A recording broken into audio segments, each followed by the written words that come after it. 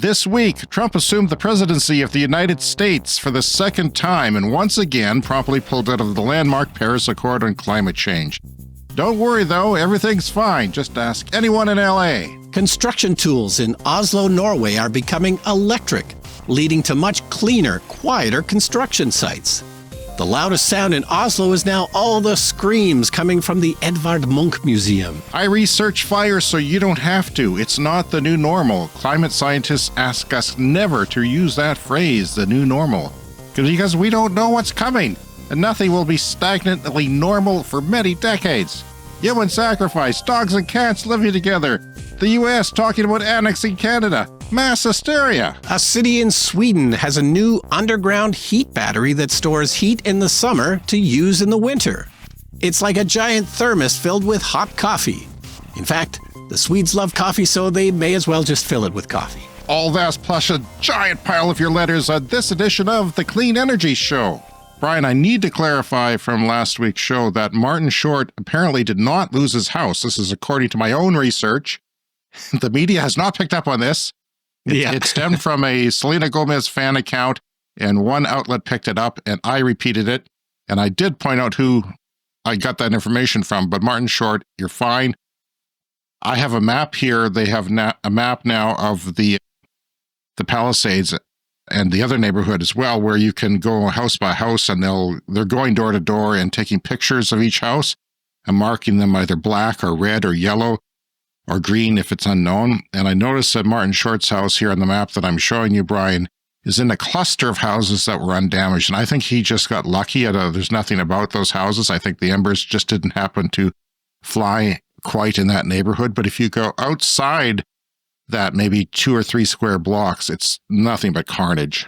So on the one hand, Martin Short has a house, which is great. His memories, his possessions, his mementos are all there. But on the other hand, you're probably going to have a little bit of survivor's guilt in a way, and a little bit of, also the community that I loved is literally devastated. It's gone like an explosion, ripped out the whole thing.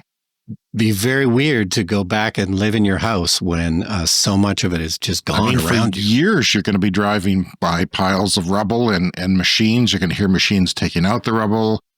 The air quality is dubious right now in a lot of neighborhoods. People aren't going back even when they can because, there's asbestos and who knows what else in the air. Yeah, well, we complain a lot about our summer air quality, and it's from forest fires, but the smoke from burning houses, like burning civilization, is much, much more toxic. You just never know what's going to be in that. Yeah, and I mean, you probably do know that there's a lot of plastics and things and vinyl. Yep, cars burning down. You can't breathe that, and you can't breathe the residue from that. And I hate to see reporters and even firefighters without masks on when they're in that zone when it's happening. And even after it's happening. I guess we should mention the orange elephant in the room. And it's Tuesday, the first full day of the new elephant's presidency. And I'm not going to have a lot to say. I know you're not going to want to talk about it. But you have to look at the progress that we've made in the last 8 years. Yeah. Even though he did this 8 years ago, and it was incredible. Yeah. And where we are now has greater momentum, a lot greater momentum than it did in 2016. I mean, you think back to 2016, I was dreaming about an electric car in the used market. Well, I could, the dealership phoned me the other day and said, we got one ready for you if you want to go look at an Equinox. And I said, no. For one, they're having a lot of problems with that Equinox the first year, which is a common thing for first model year of cars. And for another, I mean, if you wait till next year, which is what a lot of people are doing, you'll get the NACS adapter, NACS connector, the future connector that's going to be standard on the vehicle. Hyundai Ioniq 5 currently has that. Boy, I'd like an Ioniq 5. If one just fell out of the sky, I would take one right now. That'd be nice. The ones with the NACS connector are coming out very, very soon. I'm not sure And it's going to be a weird time, Brian, because, you'd have to go to Tesla Network, which is fine. But, the other networks, which is half the chargers out there, are going to slowly move to the NACS connector. They'll start putting, one cable of NACS and the Tesla one, and one cable of CCS at some point, and it'll be hit and miss. And by the way, my daughter's teacher, one of her teachers, wants to buy a Nissan Leaf. He says it's on sale. I can't find a sale for that. We're in Canada. And I tried to give her a whole bunch of points about him not doing that. Because, for one, he wants to take it camping. I don't know how close his campground it is. It doesn't matter. It uses a fast charging connector that's going to be really hard to find. It's a little bit difficult to find now. And it charges slow. The battery is dubious on those things. And, it doesn't have the range that other vehicles have. So unless you're in the United States and you're in, like, say, Colorado, and you can lease one for $25 a month or something, and you've got a paper route and you can make those payments, then it's a no-brainer for your second car. But it sounds like you wanted to use it for too many other things. Boy, it's been cold here. How have you been doing with your heat pump? Because it's been bloody cold. It's so cold that at least a couple of people in my community, modern community here, have had frozen pipes, and I didn't know that was a thing. Yeah, it doesn't happen that often around here because we're all well aware, and the builders are all well aware that your pipes can freeze because everyone knows it gets down to minus 40. I know it happens in other places where you get a sort of a surprise cold snap. They've built the house to a certain standard, and then suddenly it's 10 degrees colder than normal and your pipes freeze. But yeah, usually doesn't happen around here. It hasn't happened to me. And it's a problem, because you don't want them to burst either. So I don't know where they say it's right where it goes into the house. So, theoretically, it should be underground. It's been minus 35 Celsius, which is really cold. Yeah. And I made some videos for our Patreon page and other social media, which I'm scaling back some of the more controversial social media. So find us on Patreon. There's free public posts there. Some you have to sign up for a free account. But most of all of our public stuff is going on Patreon there. Your one-stop shopping for the Clean Energy Show. And I've been doing some things. Yeah, no, the one I liked the most was your passive solar house, which when it can be minus 35, but as long as it's sunny out, your house stays well above what you've set the temperature for with the furnace. I have a similar thing going on with my house. I do have an air source heat pump heating the house, and then it has a backup electric furnace when it gets really cold. And the house does struggle to keep it at that temperature. There's more insulation I should do in the house. But when it's sunny out, yeah, the house gets up to temperature because there's enough sun to get in just that 1 or 2 extra degrees warmer. So there was 2 days in the mid minus 30s where I had to turn a fan on in my bedroom office because I was too hot. We've got a big window in here, and it gets too hot, and it's like crazy. It's like, then you're not thinking that how cold it is. And if you do go outside and have to go somewhere, you realize, oh my God, it's painfully, because the wind chill was minus 50 when I made one of those videos, driving in my Leaf without heat. My wife texted me that it had gone down at 9 a.m. was the cold part of the day. It was actually hit minus 50. Yeah. So that's nasty. We have good news here, my personal good news, because I live close to a refinery and get it occasionally when the wind is from the east. And they were going to build a canola crushing plant there, which stinks, apparently. I've been told by many people. And maybe even, it's not necessarily dangerous. I don't know how, the odor is dangerous. I don't have any information on that. I assume it's not that dangerous compared to an actual refinery that has VOCs oozing out of it. But they canceled it. They're going to make biodiesel. And one of the reasons that a columnist wrote in the local newspaper this morning was because of the Inflation Reduction Act. Something that, unless you listen to our show, I don't think anyone in our province actually knows a dang thing about, because it is just off the radar completely. But they said it wasn't going to be competitive because they were doing other things down there with the Inflation Reduction Act. So that was 2.5 years ago, so around the time. Plus, various people got bought out. There's changes in corporate structure and stuff like that. Very thrilled to have some good news for my personal environment. And it's kind of funny because we talk about the Inflation Reduction Act that is so important to climate change. And some of those things, of course, Trump will try to roll back. And some of the things he probably won't be able to. We'll have to wait and see. Yeah, we're going to try and avoid reporting on all the bluster coming from the U.S., but hopefully report on the substance of what is. I'm not even going to mention Elon Musk giving a Heil Hitler yesterday. I'm not going to mention it at all. So I'm going to mention biodiesel a little bit. By the way, that later actually on. happened in case you are completely insulated from the news, which sometimes you are. Did not know that, no. Anyway, what's new? Yes, I'm going to talk a little bit about biodiesel in Oslo, which I thought was interesting. And a quick shout out to the Edvard Munch Museum, which I mentioned in my opening remarks. I went to Oslo many years ago in the 90s, and I visited the Edvard Munch Museum, the old one. But I was looking it up recently, and they've got a spiffy new Edvard Munch Museum. He, of course, did the painting, The Scream, the very famous painting, The Scream. Something we're all feeling now. Yeah, amazing new Edvard Munch Museum in Oslo. It's been open for a couple of years, but it's just a really interesting modern architecture. The whole building looks like it's going to fall over. It's super cool. Okay. The whole thing is kind of tilted and slanted. All right. A quick shout out to our friend Barry, who we mention occasionally. Barry has an apartment in LA, and he was able to share some stories. He was not in LA at the time of his fires, but his daughter was staying in his apartment for a little while. So he sent me a picture from his apartment window in LA of the fires off in the distance. So his apartment was spared. It was kind of in the danger zone for a while there. But of course, huge devastation. A person I don't know that well, but a person who did wardrobe on one of my short films, she lives in LA and lost her house down there in the Palisades. Jesus. Yeah. It's amazing that we are this far away and have connections to people. That's how bad it is. I mean, I can't imagine for LA residents how bad it would be. No, and when Barry first started going to LA, he would stay in the guest house of a friend who's a director, and that house burned to the ground. You're kidding me. This is very real stuff going on. Wow. That's awful. This fire has been called catastrophic, it's been called explosive, and tonight it's pushed us and many others out of Fort McMurray. The fire, which has already caused so much devastation, particularly in the city's southwest, continued to grow.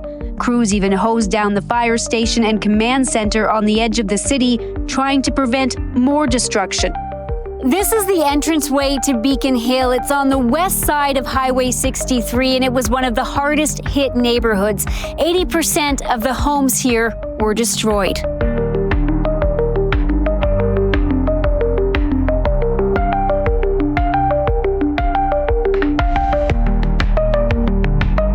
This is a passage from Fire Weather, The Making of a Beast by John Vaillant.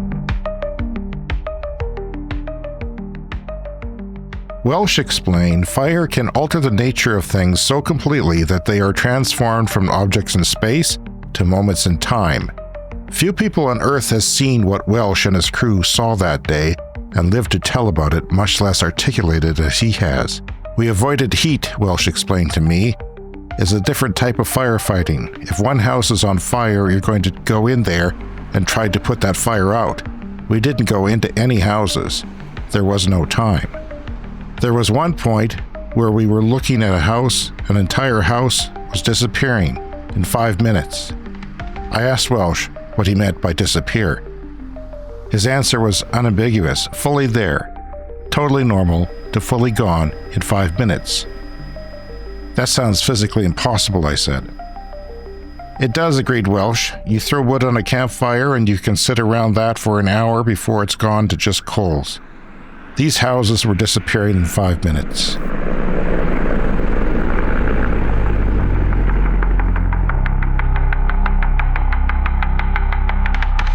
There's one thing that is mentioned in the book, and then remember that this book starts out about the Fort McMurray, Alberta fire, which happened in 2016.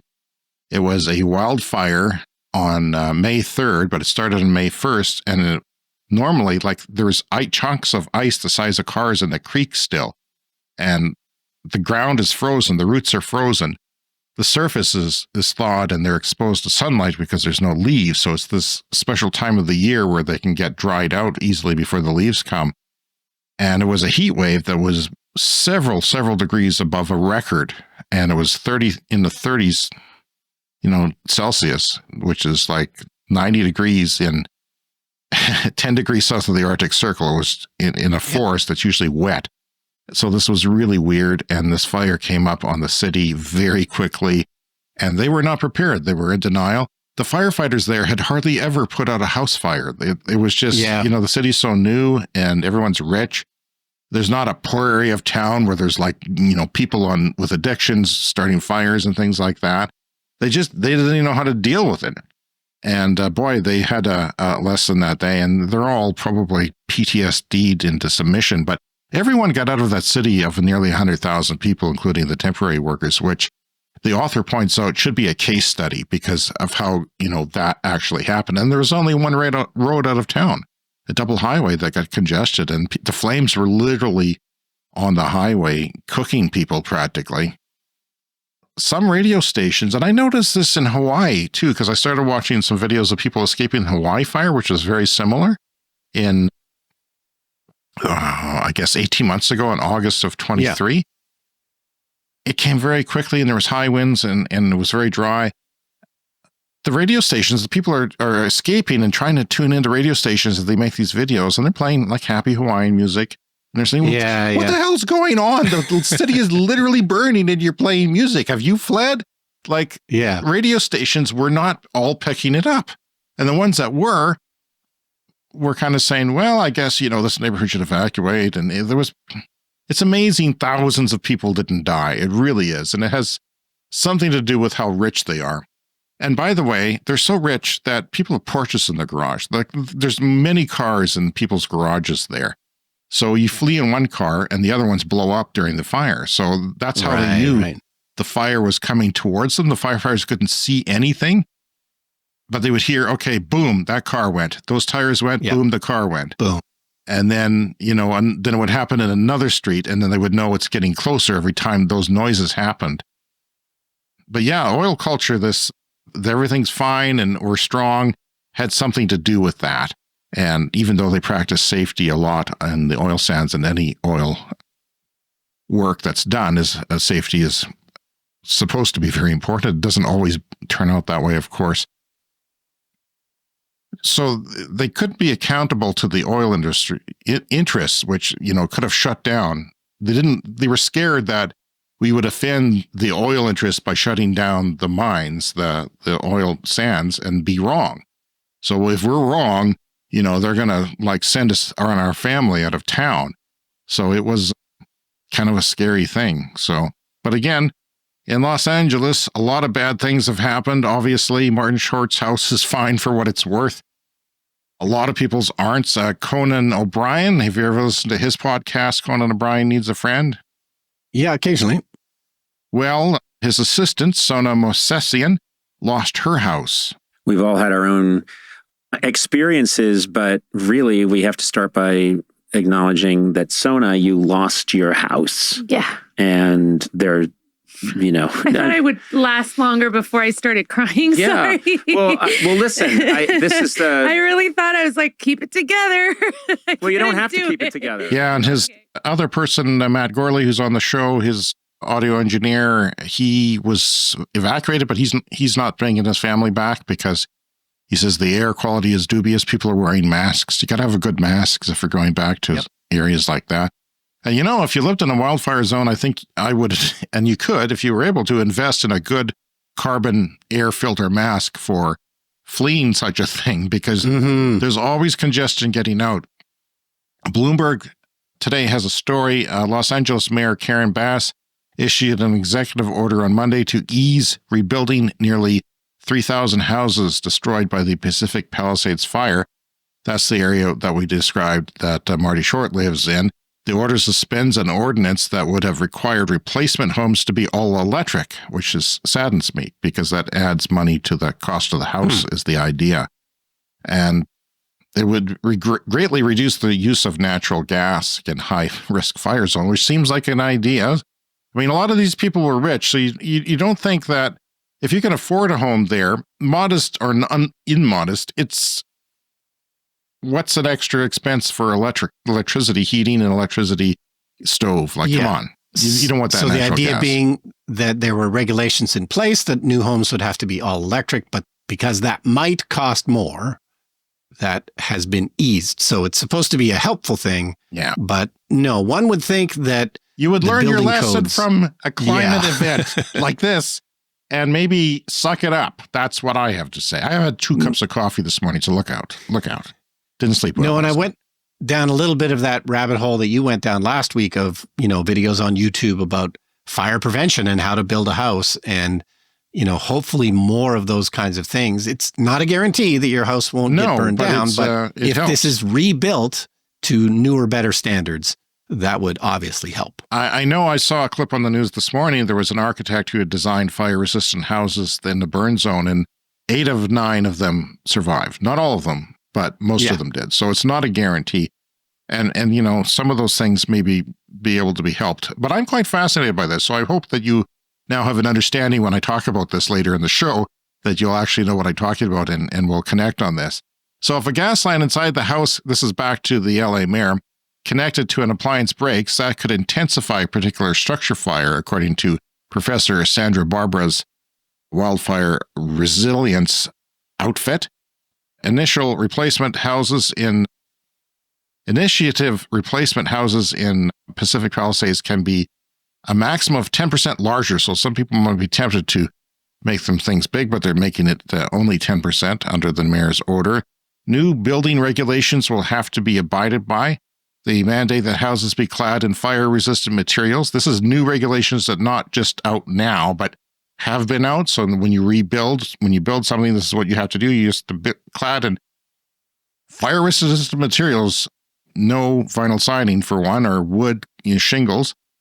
Window glass will be tempered, which is important, I've discovered in my fire resilience education, and screens installed over vents, which, by the way, I said last week that it was a 1/4 inch. It's actually an 1/8 inch. So it has to be no bigger than an 1/8 of an inch opening in your screen, which is much like a window screen that you have in your window. Yeah, so if you have a vented attic, which most of them are, embers can get in the attic. So often these houses burn down from the inside. But another thing about building fire-resistant homes is maybe you don't have an attic. Maybe it's a vaulted ceiling. Yeah. We don't need attics, really, I don't think, in most cases. So, I've been fascinated by going through these maps that I showed you where there's like a burn zone of all these red houses, but then there's a black one. So I click on the black one to see. I can't click on the red ones because they're nothing but dust. But if I click on the black one, I can see what kind of a house it is. A lot of them have flat roofs or vaulted ceilings. Now, that's just my non-scientific observation, but I'm kind of curious about that because there did seem to be a lot, and I know that not all homes were built that way. Also, getting back to the mayor, decks, fences, and stairs must also be fire resistant. Yeah, fences. That's a big thing. All our homes are connected by a wooden fence here, and I said last week, if we had a grass fire here, and grass fires burn very fast and started the fences, that would start the homes. If you weren't on top of it, if you didn't, I would grab a hammer and dismantle certain parts of my fences that connect to the house, but they always say, open the gate. Yeah. The metal gate would be better, but I've got this pool and I've also got this need to block very high winds in my backyard, which is now very effectively done by my wooden fence. Yeah, you want to keep anything flammable away from your house. And I heard one person mention that, if you got a wooden rake that's leaning against the house, even that could be enough. I've heard brooms, like what do you call those? Cornstalk brooms and things like that. There's actual video of those things going up. And by the way, where the debris and leaves gather, that's where the ambers gather because the wind blows them in that way and traps them in the same way. So decks and fences, and I'll talk more about decks later. Building a state-of-the-art fire-resistant home could cost $53,000 more for the average home in California. Now, if the Palisades average cost was $3 million or more, $53,000 to guarantee your home may not burn down again, isn't crazy on the surface. I mean, it seems like a good idea. But of course, they're not all $1 million mansions either. No. The number of contractors that know how to rebuild in a more resilient way, however, Brian, is only 1% to 2%, according to a person quoted in the article, which I have linked. So, you know what? Aluminum melts at 1,220 degrees Fahrenheit, or around 600 Celsius. And there's lots of videos out there of hubcaps melted. Did you see any of those pictures or videos? And bikes melted to dust. Like there's a picture that I put on our Patreon of a bike or on our Instagram too, of a bike, completely dust. You can see it's like an archaeological find. Like it's just incredible. So on every block, cars and trucks were burning to the chassis, deforming the way bottles do in campfires, while their wheel rims bled aluminum and many-fingered streams. That's a quote from my book that I'm reading, and that was in Fort McMurray. But the same thing happened in Los Angeles. It got very, very hot because it was very dry and the wind fanned the flames. So it's estimated the Palisades fire burned at over 1,400 degrees Fahrenheit. I mean, yeah, fire-resistant home or not, you're in trouble if that happens. So I'm fascinated by those houses that have been standing, and I want to know more. Partly because I know that this is coming for us all. Many people, I think up to 60% of people, live in wildland urban interfaces, or WUI, as the fire people call it, in Canada and the United States. That is a lot of our population. And this author thinks that Calgary, Vancouver, Vancouver is wet, right? But you get one of those heat domes that burnt down that town, Linton, in interior BC, that lasted, the record temperature, the next day, the town is dust, literally, the whole town. Yeah. A lot of flat roofed or vaulted ceilings, like I said, but decks don't burn that easily. Like you could start a fire on your wooden deck, and it probably wouldn't start on fire because, if you took a 2x4 and a Bic lighter, you would have a hard time lighting that sucker. You'd have to hold it there for a very, very long time. And the thing is, the way fire burns is it's not something that really burns, it's the gases that burn. So you have to heat it until the gases come out of the object, and then that is what burns. So that's why you use kindling. And kindling is something that also just gathers around people's homes. When you're starting a campfire, you start with little twigs and things, and those are the things that can collect on your roof and gather and be ignited by embers, which we said last week can travel. I think it's up to 2 miles, they're saying now, that embers can travel in those conditions, which is a distance. So residue next to the house between deck boards, I learned, on decks, I'm fascinated by deck safety, because how do you protect a home? Every home has a deck, right? I mean, you're going to have a deck at your cottage, right? I assume. Looking like no, but go ahead. Really? I'd like to know more about that. Why wouldn't you have a deck in the cottage? There's going to be a patio between the house and the garage, so that's likely going to be our kind of outdoor ground-based area. patio. Okay. Well, that's interesting. That's going to be fire safe then if it's a cement patio, right? Yeah, I think so.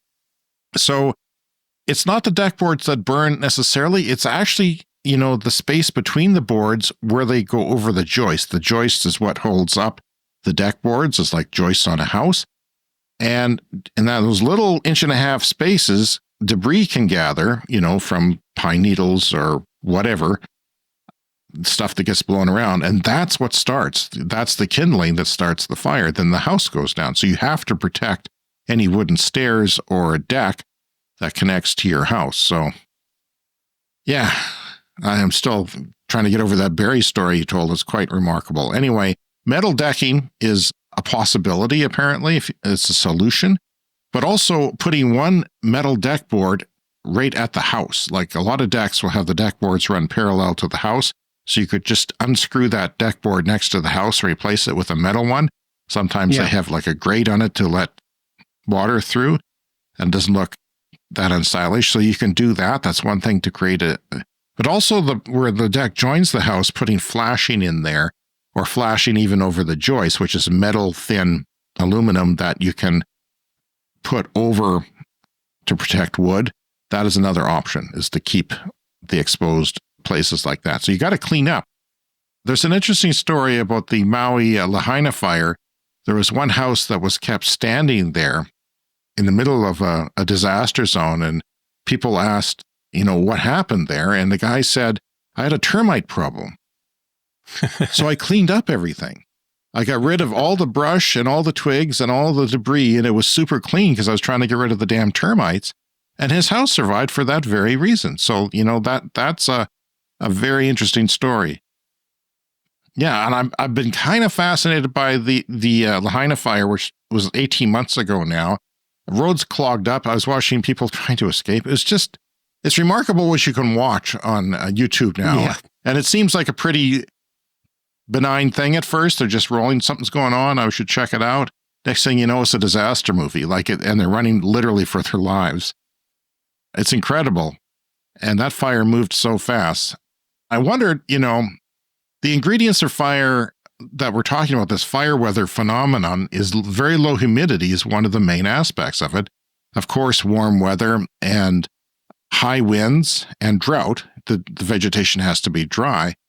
But I thought, Hawaii, Maui, there's no way that the humidity was that low. And I looked it up, and there's a report on it, and the nearest by weather station had 5% humidity. I mean, I live in the dry prairies of Canada. I've never seen that. I'm sure it's maybe happened, but I've never seen it. That's the humidity of your oven without food in it. It's unheard of. It's just crazy that they would have that low humidity. And of course, there was a hurricane that had gone all the way from the Pacific Ocean into the Atlantic Ocean. It didn't hit anywhere, but it was influencing the weather in Hawaii. It was causing these high winds that were coming down from the mountains, just like in California did. Because when they come down from the mountains, they pick up speed. They're like sticking your finger at the end of a garden hose and making the pressure go higher. It's getting drier and hotter when it does that. So, yeah. The hurricane caused those fires, because the winds were hard. It's like the old story of a high pressure and a low pressure. The winds, have to get produced out of that situation. Abandoned agriculture and foreign grasses. People brought in foreign grasses that sort of took over abandoned agriculture land, which was sort of abandoned in the mid-2010s. And drought happened, and then winds going down the slopes and picking up speed and temperatures. So that was weird. The author of the book warns, though, that other places will, eventually face something like this. So we have to be ready, and we need to learn the lesson. So I was, the wedding I went to was very much in a forest on the outskirts of Calgary. And, if there was a fire that rode through there, that would be bad. So, yeah, I worry about that. And Lytton, BC, the town that I was talking about, the interior of BC, reached 49.6 Celsius. That is 121.3 Fahrenheit in 2021, and promptly burned to dust. And I remember covering that story on the show. I think one week we had the forecast, and we thought, if that ever turned out, that would be bad. And it did. And holy crap, next week it was gone. So it was Canada's hottest recorded temperature, broke the record by several degrees, many degrees Fahrenheit. I want to leave on this note. Even though most survived, a lot of people will be left with scars, as you can imagine. This is Conan O'Brien and Sona Mosesian on Conan O'Brien Needs a Friend podcast. This is Sona, his longtime assistant, and now also co-host of the podcast. And she did lose her house. But there's going to be a point where I have to go see someone, because I think I legit, every time I hear wind, I tense up, and it's really nerve-wracking. There's no way. I mean, so many people are going to have some form of PTSD or however you want to classify it from this. Yeah. And just hearing wind, that really struck me, like the wind. Yeah. Because I hear wind all the time. I heard it yesterday, and it caused a wind chill of -50. This is from Bloomberg. The last several years, scientists have been debating whether Santa Ana winds will grow stronger or weaker. Remember, these are the winds that affect California this time of year and drove those fires. And even as we speak now, they are there again on Tuesday afternoon. More frequent or less rare? This is what they are debating as the world warms. They're not sure. While some research has shown that these winds will become less common, the dry conditions that prime Southern California for blazes are expected to linger later in the season, colliding with the peak time of year for the Santa Ana. So, I don't know. Whether you are in California, Hawaii, Australia, or the boreal forests of Canada, I would be keeping my eye on the humidity. That's what I'm going to be doing from now on, and thinking about my own home. Yeah, and I'm not sure where we live is at, a greater risk. I feel like we should be a little bit safer than Vancouver or Calgary, But I know we've certainly in the last couple of summers had very long periods without any rain. And it just, if it gets too dry, we're all in danger. Now, I think that with the very dry humidity and high winds, a grass fire that, could, go down the corridor that's behind my house quite easily. So, hopefully it won't happen when I'm gone. Okay, we're going to move to Oslo here. This is from The Guardian. Sites without sound. Oslo leads in quiet, low-emission electric construction. So, in the capital, construction sites here in Oslo were 98% free of fossil fuels last year, and they're planning to increase the use of electric machinery. So, the caveat here is that they are using some biodiesel. So, they have a mandate to get rid of fossil fuels in construction sites. And eventually, closer to 100% electric. But in the meantime, they're allowing biodiesel to power some of the machinery, which I just thought was interesting because, as we know, Norway is a huge fossil fuel producing country, but even they are making rules and regulations to use renewable diesel rather than fossil diesel, which is an improvement, but obviously going fully electric is the plan. So this mandate takes effect, or it took effect on January 1st. There's a quote here. I don't think we'll get to 100% because not all electric machines are yet available on the market. And in fact, they've had to do a lot of kind of testing of construction equipment.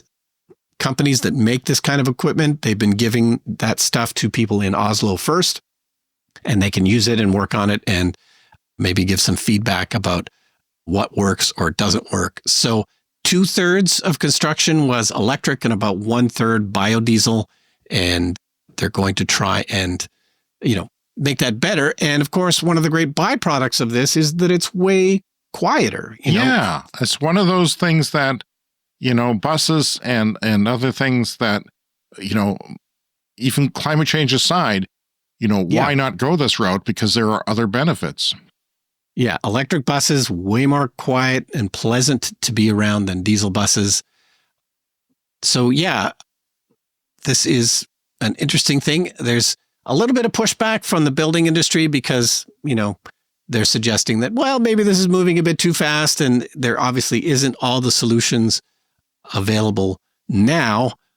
But of course it's coming. And, it mentions here that, if there's a school nearby, a construction site, they can continue on working all day long and not really interrupt the school with all of the noise. That's fantastic. I love that. Norway leading the way again. Yeah. So let's get into the mailbag now because it's a thick bag this week, Brian. It's heavy. It's weighty.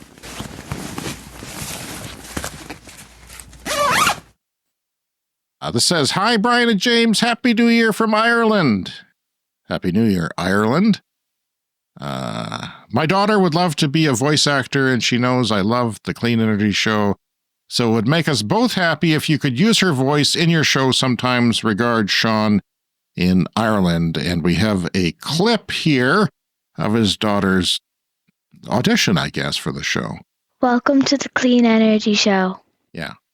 Now, if that Very sounded nice. like Brian, if you could impersonate Brian, get her to start impersonating Brian, because some days he probably would rather have a nap than do the show, take a day off or just do a half show or something. Yeah. So thank you. All right, moving on. We're currently not hiring. I want to make that clear. Another letter here. Hi, James. On the most recent podcast, love the show. You mentioned your Tesla adapter for your Bolt and potentially using it at the Davidson, Saskatchewan charger. I had the same hope for my Bolt EUV trips between Regina and Saskatoon. Unfortunately, I've discovered that the Tesla chargers in Davidson are the version 2 Tesla chargers, which means they do not support the CCS protocol, so the adapter doesn't work. You have found that that's not technically true. They are version 3 chargers. Yes, they are. But for some reason, now you've charged there. They go to 250, right? So you know full well that they're V3. That's how you know. Otherwise, they'd be 150 max. So yeah, they are V3s. Not all V3s have been authorized for use of third party. Most of them have, but for some reason, they're holding these back. Yeah, and as I recall, that was probably the first one. I don't know if this makes a difference, but yeah, that was maybe it's an probably early the first iteration of the V3s. Yeah, of the V3. So it could be a technical limitation, or because it's such an important stop, they don't want to open it up just yet. Anyway, the letter continues. Only version 3 chargers will work. I've used the A2Z adapter successfully in these locations, but it failed in Davidson. I doubt the chargers in Davidson will get updated anytime soon, so I think we're stuck with the flow chargers that are at that location. Yeah, so I did actually get my A2Z adapter in the mail. It took a long time. Usually people were getting them the next day. Mine took 10 days because they had this big discount, 25% off for Boxing Week. But I finally got it, and I ordered the wrong one at first, but they were able to cancel that, thankfully.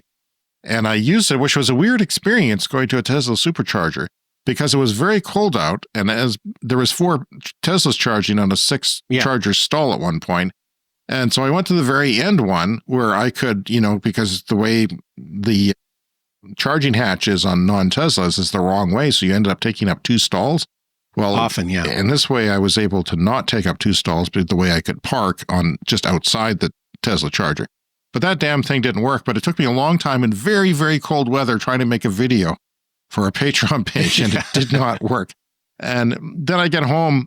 Well, I did get it to work on the next one over, so it was perfectly fine. It's a little weird using an adapter, but it's weird. It's fine.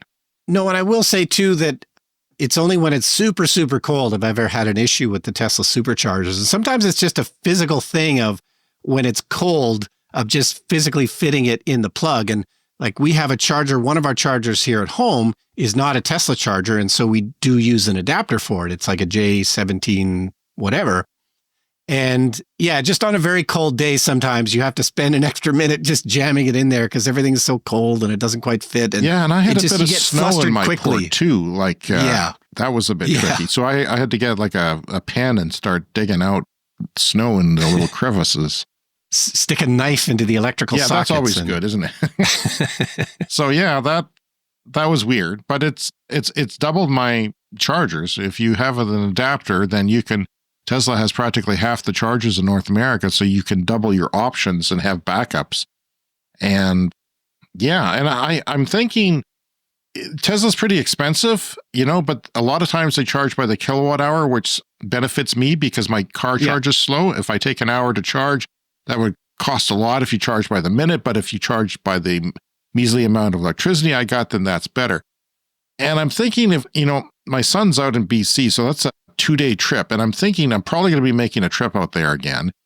And I already did that once, but if I just put in buy the membership for Tesla, which you can do for $17 Canadian, it's less in America, you get it at a reduced rate, but you can also just cancel it after the month is over. So at the one time that I go there, I might just have that membership and just use Tesla. I haven't figured it out completely yet to see if this is the best way.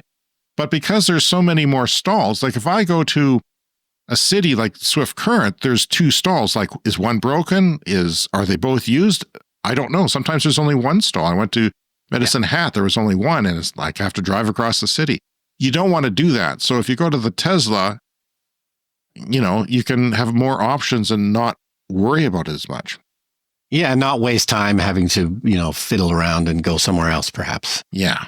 So that's what I'm thinking of doing. But yeah, hopefully that Davidson charger that our writer speaks about is, going to maybe update, like it's going to be important anyway. So maybe they'll expand it someday with some new chargers or upgrade 1 or 2 of the chargers and hopefully.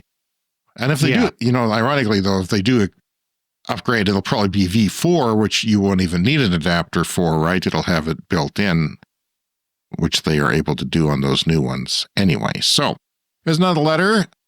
Sean wrote on our Patreon page about the LA fires. He said, I hope this is the event that will make people realize the world needs more action and accountability on climate change, but I won't hold my breath. But Timo replied, the floodings caused by extreme rainfalls in Germany had a huge impact on the last elections there. So, yeah, I feel the same way. I'm kind of skeptical. I mean, I don't know what it takes for people to wake up. There's this dissonance between reality with some people these days. public opinion at large is always very, very slow to change. And that's just always going to be the case. It's something you learn when you've been around as long as we have. Weldon wrote on our Patreon page about this video I posted about driving my electric car, my old one, without a working heater in the winter, in the frigid subarctic winters of Regina.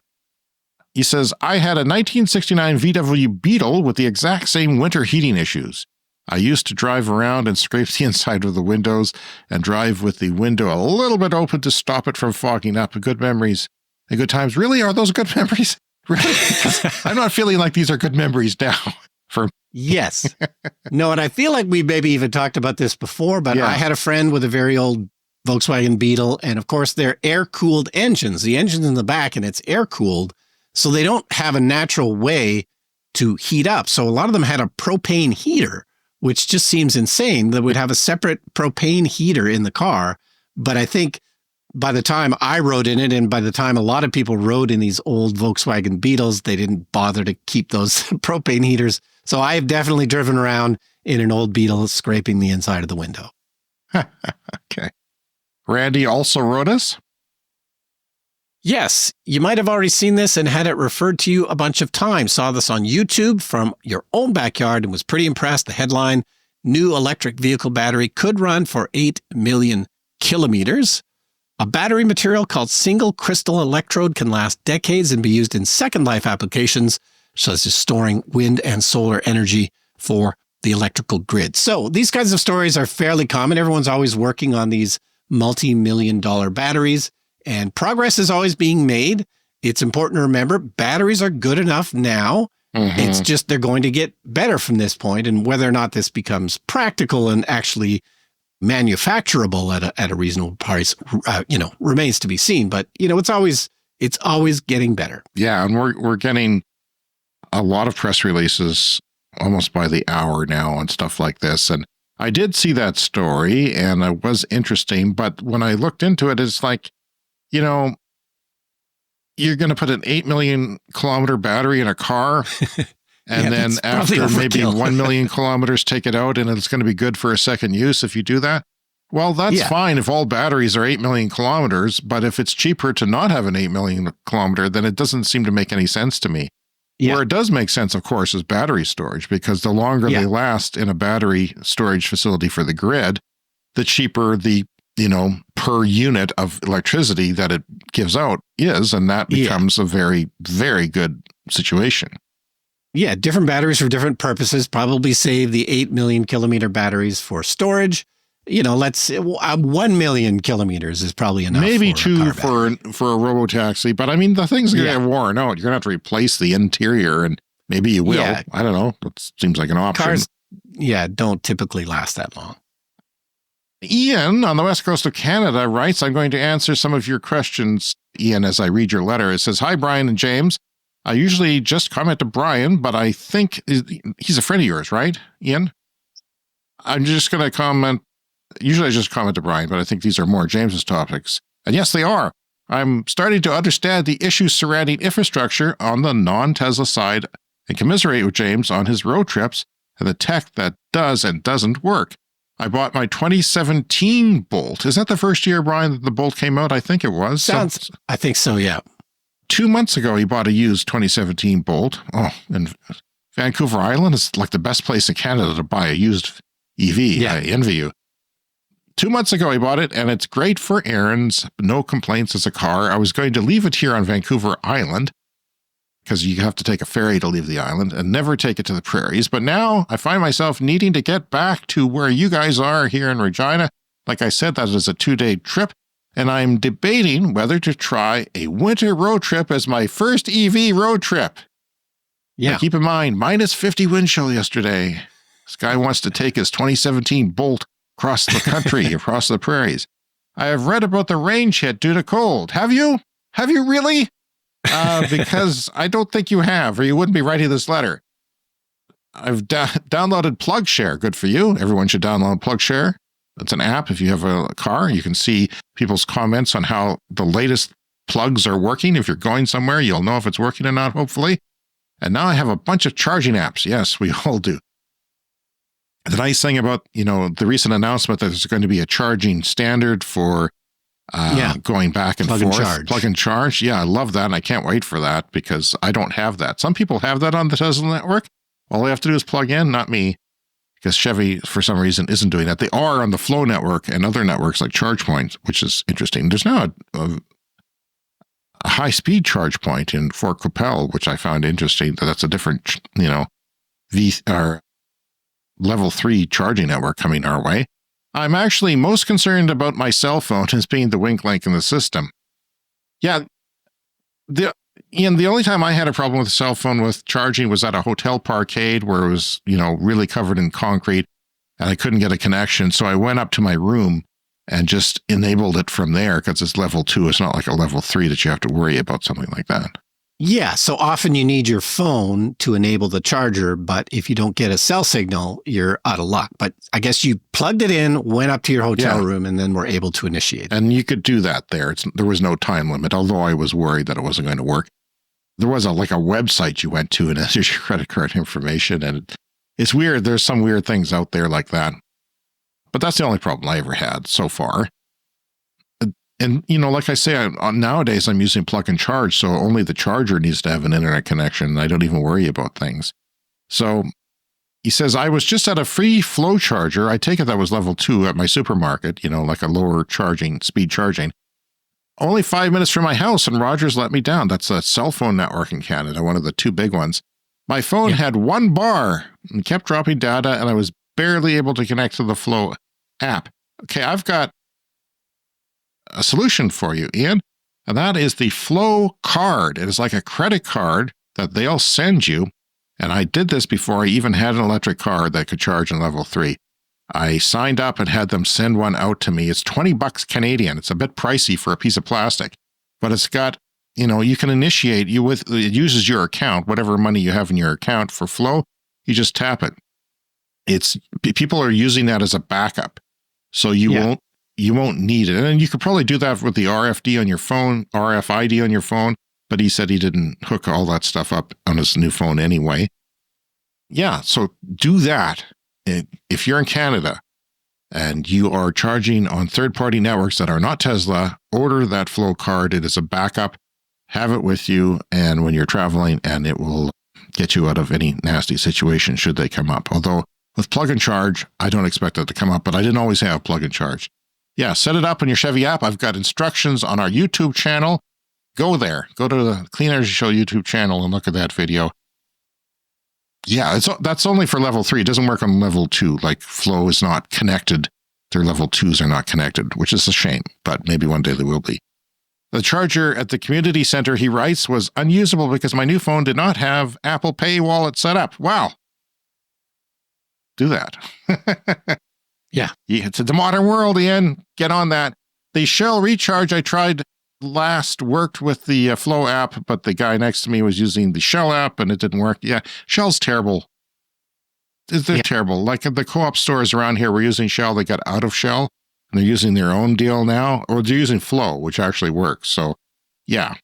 He says, I have a Tesla adapter coming in the mail, so I will need to try that one before I go.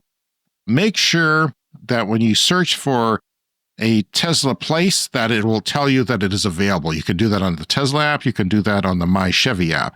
You're looking for a place to charge. You have to set that up on your My Chevy app to work with Tesla. Yeah, so if it's one of those chargers that doesn't support non-Tesla cars, that should tell you. Yeah, it won't show up in the app if it doesn't, so it won't be a surprise to you. So he says, all this beta testing is so important for a new EV user. Unfortunately, it is, and that's why I think the plug and charge will make it so much easier. He says, I'm very keen to try this trip, but it's going to be an adventure. Yeah, it will. It really will. Possibly involving you dying. And I'm expecting to add at least 1 day to the trip from my usual internal combustion engine 2 days. And yeah, I did my trip in 2 days, but he's thinking because of winter, I'll add an extra day. Fine. Yeah. I understand your ambition, Ian. Like, I admire it and I identify with it. And it breaks my heart to say this, but I don't think you should do it because, a 2017 Bolt is going to have battery degradation. It might only have 85% of its range, and its range is less than mine. Then you factor in cold weather. Maybe you've got winter tires if you're in BC. I think you have to. So with the BC interior. So I don't know. He concludes by saying, thanks for the podcast, guys. Your California fires coverage was excellent and timely. Cheers, Ian. So yeah, it's easy to go between where you are and say Calgary. There's a charger on everywhere you look. You can't swing a cat. But after Calgary, it gets dubious. I don't even know if it's possible. Okay. Like, I plugged it in and I could do it, but there's some long trips here between Moose Jaw and Swift Current, 280 kilometers or something. In winter, you may not make that. But here's... Yeah, if there's nothing in between, I wouldn't do that. Here's the solution, though. If you do it, and I hope you don't, because I think it's a mistake, and I would sully your vision on EVs. It's wonderful in summer. I highly recommend it, even in a Bolt in summer. But if you do decide to go, watch my video on a Better Route Planner Pro, not the one... That's one of your charging apps that everyone should have. Non-Tesla people. Tesla have their own deal. And it works the same way. But you have to buy the Pro, and it's €5 a month, which works out to like $7 Canadian. And I canceled it last time and got a refund for part of the month. So you can use it for your trip and then cancel it, and it's fine. Yeah. And the Pro version has real-time weather. So before you go, you need to buy a dongle for about $40 Canadian from Amazon. And it needs to be Bluetooth low energy, and that will work with this app. You plug it into the computer diagnostic charge port that every car has. Teslas are a bit different, but every other car has a standardized port. And you plug it in, it connects via Bluetooth to your phone. Your phone knows the data from the car, the temperature of the battery, the actual charge of the battery, the consumption that's going forward, speed, and all that, and gives you extremely accurate readings, okay? And you will know if you can make it to your next destination or not.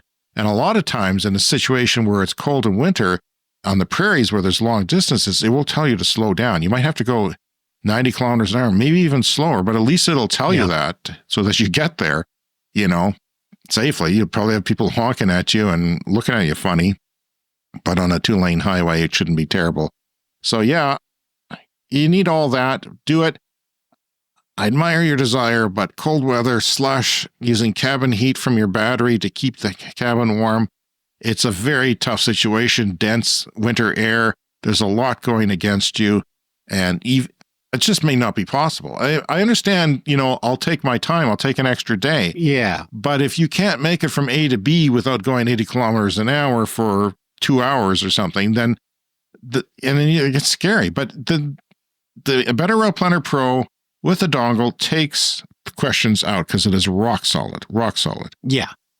And you'd really want to check and see, you'd really want your chargers to be 150 kilometers between charges, maybe even less. And, if the weather gets worse, then, it's all more difficult. If you are crazy enough to do this, Ian, make a documentary about it and put it on YouTube or something, because I'll watch. But good luck, and I'm sorry. I feel terrible having to say no, but I don't think you should do it. In the summer, jump on the opportunity. You'll have a wonderful time. You won't even have to add an extra day. Maybe you'll add a couple of hours to your day, but it's a different kind of travel, and it's a nice way to go. No, and you'd probably have to turn your cabin heat way down and just, rely on the heated seats. It would be unpleasant. People do that, and I don't like it. Yeah. Okay, more mail. This one is from Chuck. Hey guys, I heard a story on the radio about a Tesla Cybertruck catching fire, the terrorist explosion. Are these things to be concerned about? Well, we did discuss this on a Patreon bonus episode, and our standard line is, of course, that battery electric vehicle fires are a thing, but not nearly as big a thing as combustion vehicle fires.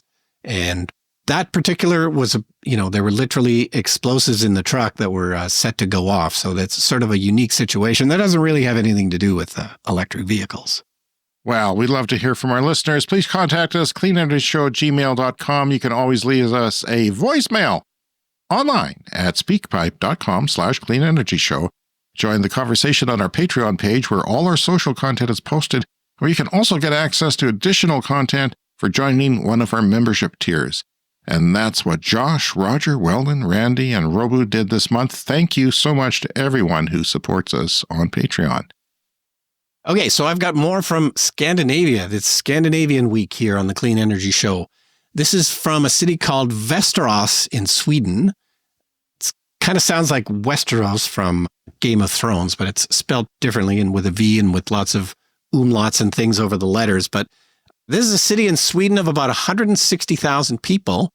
And there's a great video I caught on YouTube from Deutsche Welle, a German public broadcaster. This is the channel that you thought I was talking about last week, but just by coincidence, this is a video from the German public broadcaster Deutsche Welle.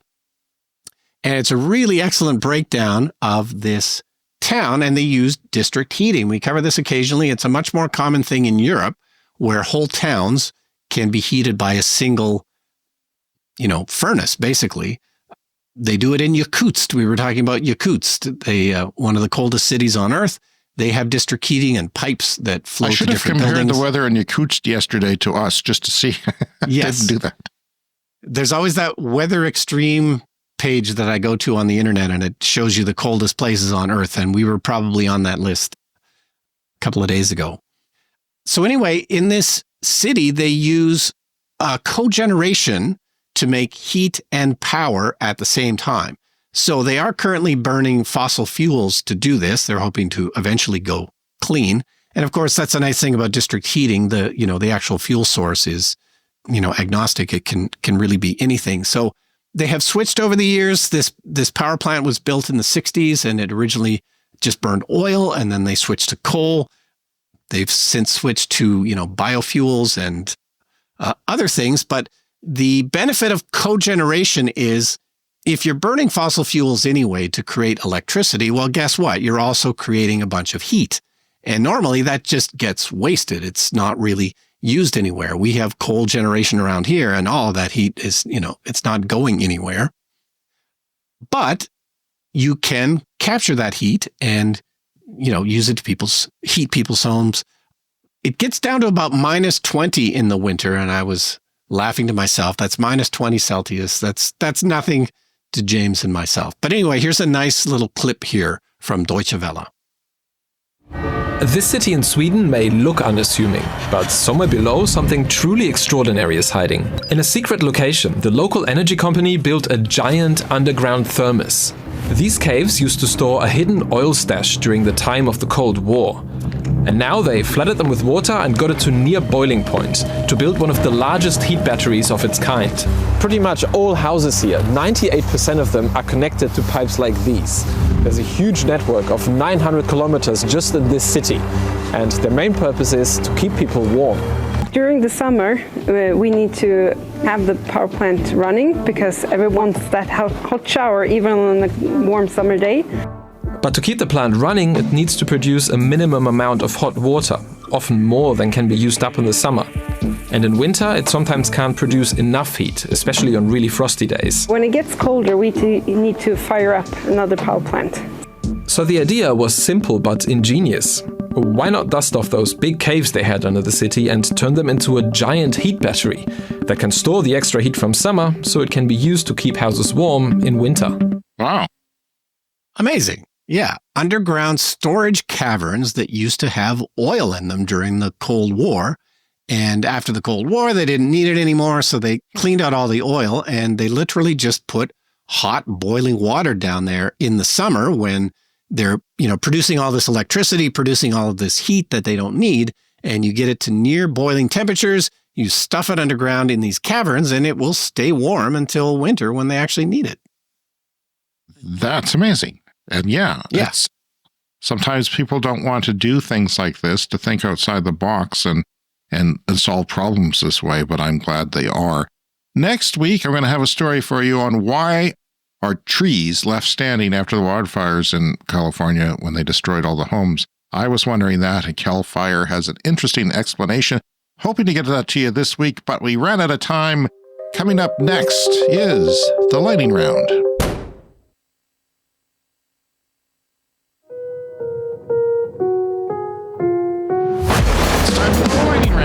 The Lightning Round is a fast-paced look at the latest headlines in climate, clean energy, and transportation. The new U.S. president is ordering the U.S. to withdraw from the Paris Agreement. Another retreat in the fight against climate change by the world's wealthiest nation. There is no God. I don't know what's going on in the world, Brian, but the climate hopefully will not suffer. Oregon is getting a 1.2 gigawatt solar farm. In layman's terms, Brian, that's huge. Huge. Huge. Huge. Huge. China, which is set to overtake the U.S. and EU in installed nuclear capacity by 2030. Yeah, that's happening by 2030. It'll be the largest nuclear energy-producing nation in the world. Recycling battery metals could supply 25% of Europe's electric cars by 2030. Already, there would be enough batteries recycled to get 25% of the mining taken away from Europe's cars by 2030. That's coming up pretty fast. It is time for a CS Fast Fact. China produces twice as many vehicles as all of Europe, 3 times as many as America, and almost 4 times as much as Japan.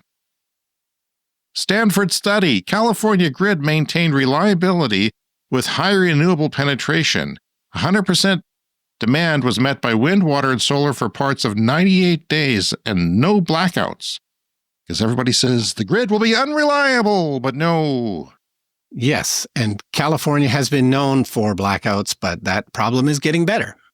The recent ruptures of the Baltic undersea cables that we talked about are due not to the Ruskies, but they are actually maritime accidents according to U.S. and a European intel, not foul play. This is from Professor Ray Willis, climate expert on Twitter. Car makers generally focus on bigger markets first. Australian vehicle markets usually lag 12 to 18 months. Australian battery electric vehicle share was 1.7% in 2021, 3.4% in 2022, 7.5% in 2023, and 7.6% in 2024. It's starting to catch up with the rest of the world. It is estimated to be 12% in 2025 and could outsell ICE, internal combustion engine vehicles, as soon as 2027, but not later than 2030. And it's time for another CS Fast Fact, also related to China.